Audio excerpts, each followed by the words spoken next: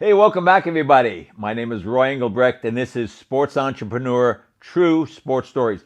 You know, right now, the NBA playoffs are starting. Matter of fact, the Lakers and Clippers are playing today. So I thought it would be good to give you a Lakers story.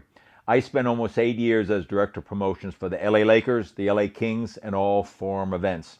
And I know there was that HBO series about Showtime, and I think there was another either Apple TV or Amazon did a Showtime show, and they really didn't accurately describe how the Laker girls came into being. Now, there was a Showtime book that came out that interviewed me and told the story, but I want you to hear on Sports Entrepreneurs True Sports Stories, the real skivvy on how the Laker girls came about. I worked for Kent Cooke for the first 5 years, and I wanted to do something with music at the games and bring in a live band. And Mr. Cooke would say to me, Roy, we have a wonderful Wurlitzer organ. That's all we need. Now, I'm 29 years old, and I wasn't into big organs. Well, anyway, Cooke sells the team, and so did the Dr. Jerry Buss. And people that know Dr. Jerry Buss back then, he was a party guy, and he enjoyed it, and nothing is out of bounds for Dr. Buss. And I always felt that a dance team would work. At the same time, remember the NFL had the cheerleaders, and they would do tryouts, and there was a lot of TNA, the boots, and a lot of boobs, and so forth. And I didn't want to do that. I was always in love with the USC song leaders, not the cheerleaders, the song leaders, the dancers. So I went to Dr. Buss maybe 2 months after he took over, and I said, Dr. Buss, I have this idea, have a dance team for the Lakers. Nobody else is doing it in the NBA, and I want to use SC song leaders, UCLA song leaders, real bubbly. He says, Roy, I've owned this team for 2 months. I like the idea. Go for it. So I called the USC athletic office and found out who's the coordinator for the song leaders.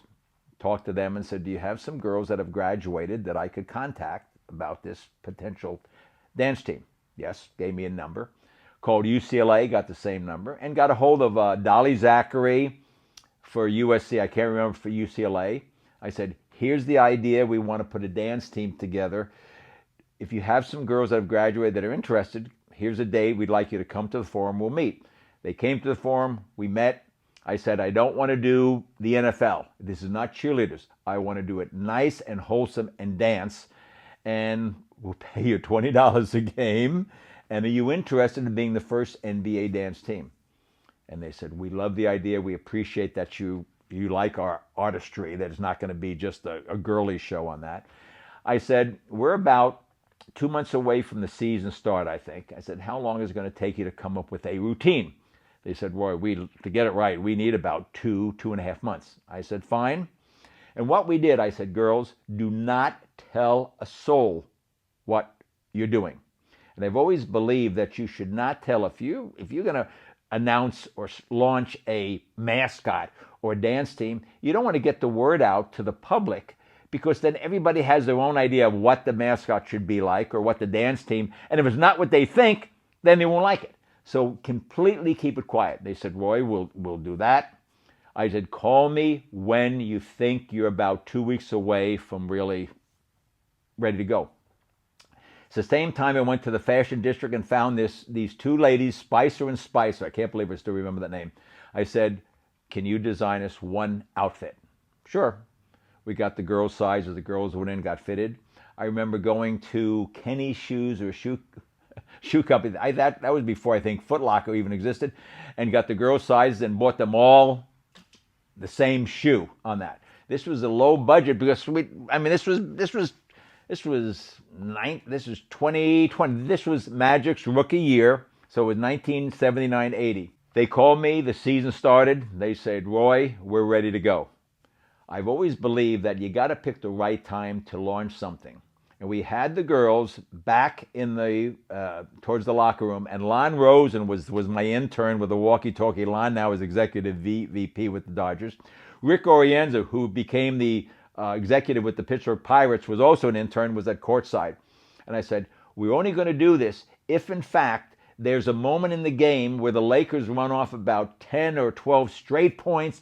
The crowd's going wild, and the other team calls a timeout. Then we're going to do code red. Girls come out, do the one routine, and leave. And the announcer's going to say one thing: the Laker girls. Well, they're ready. The Lakers get beat that game. Had no part of the game the crowd was into it. Yep, sorry girls, it's not going to happen. This is a long time ago. I think the third game, they're back there. Don Ford, blonde guy from UC Santa Barbara, steals the ball, goes the length of the court, slam dunk, they time out. I go, code red, code red. These girls come out, go to the center of that, music hits. There was a real murmur in the crowd. What's happening? They do this unbelievable dance team. They leave. Announcer, the Laker girls. And that was it. They didn't come out again. The next day in the Herald Examiner, the LA Times, the Orange County Register, last night, the Laker girls were introduced, etc., etc. The next game, they did the same routine again, went out. It was only after maybe, I think, 10 games that they actually came and stayed on the court. It was great. It was success. Everybody loved them, and the rest is history. This is like those original Laker girls are now grandmothers who have grandkids, because this was what, 40 years ago, 45 years ago. And Paula Abdul came the next year. I got with Paula, and I said, Paula, you know what? Why don't we form a little company, and we'll go to other NBA teams, and you can teach the girls, have the tryouts and so forth.